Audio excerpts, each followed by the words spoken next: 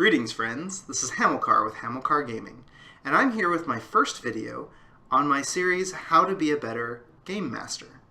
Now I know a lot of the videos I've posted so far have really been focused on players and character development and some of the work on our campaign, but I also wanted to talk a bit about some of my thoughts on game mastering and to start everything off, what I really think is important, then it kind of goes along with the why do we role play, is what is the role of the game master.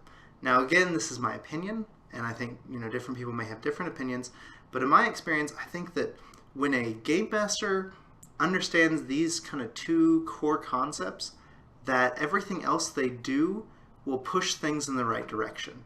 And so the first of those those concepts goes along with the why do we role play, and that is if one of the things we're trying to do is tell a story together, then the first role of the GM is to facilitate the story experience. And now I say facilitate because I think what's important to understand is that when it comes to the storytelling element, I think that the GM kind of plays two main parts. They do two main roles. And the first one is that they establish a setting.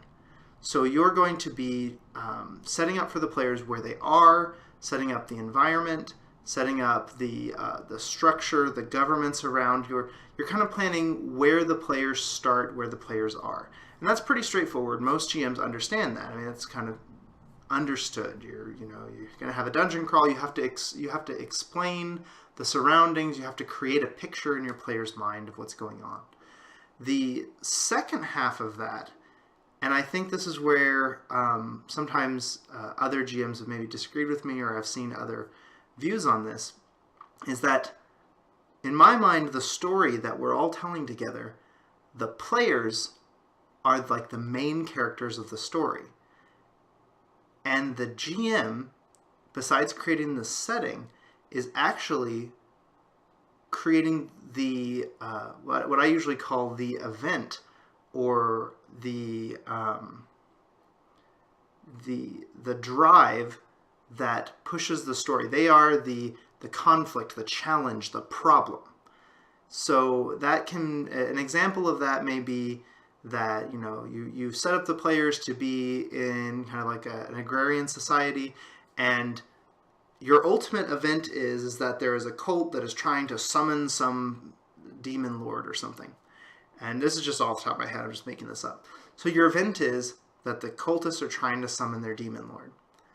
And so, from there, you may give the players a slight hook where they do some investigation. They find out that crops have been dying and people are getting sick, and that it seems kind of unreasonable. And so you create this hook, and the important thing is that you're, by realizing that you are establishing the kind of the challenge, the event, the drive, and you're establishing the setting, but you're not dictating how the story is going to happen. The player choices and the way that the dice fall and things like that are going to plan out how things go. And this is kind of my method. And so I'll have a video that goes into some more details of how I do this sort of planning. But what happens is that the players have choices.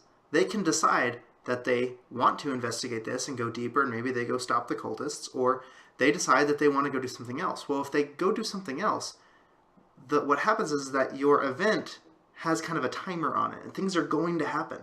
So if the players ignore kind of the hook or the problems that are happening, maybe the cultists succeed. This demon shows up, and it starts hunting down and draining the souls of powerful beings in order for him to become stronger.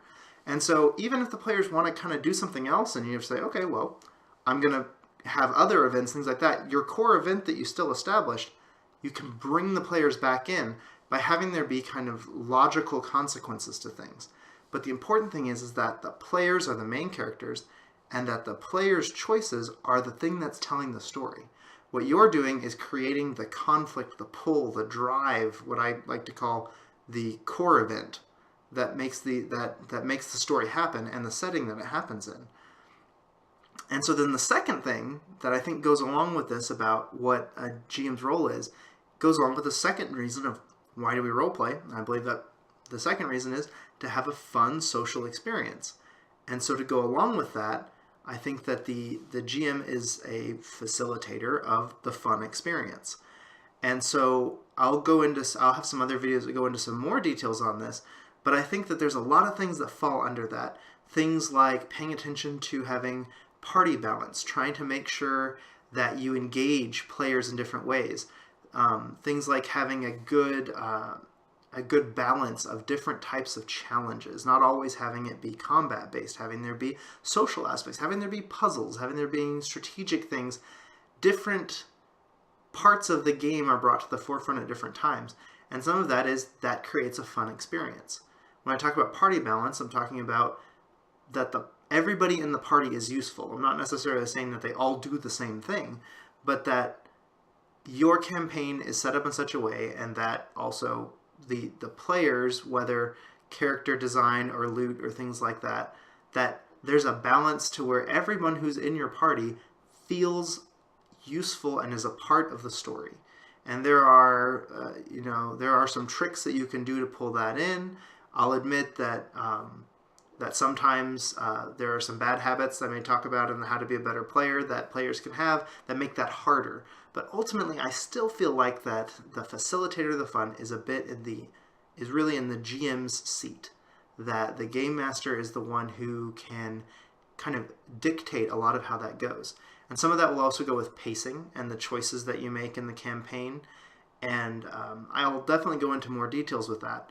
But the main thing that I want to talk about is that I think these two concepts are kind of the core of most of the advice that I'd give to any GM, is this concept that you are the facilitator of the story, and what I believe are the two main pieces to how you complete that job: setting up setting, and then creating the drive or the pull, the core events, as I like to call it.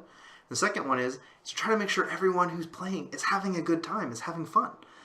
And I've kind of boiled it down to these two things. The truth is, those two things can be difficult, and there can be trying times. And so hopefully, in some of the other videos, I can give some pointers on helping GMs achieve those things.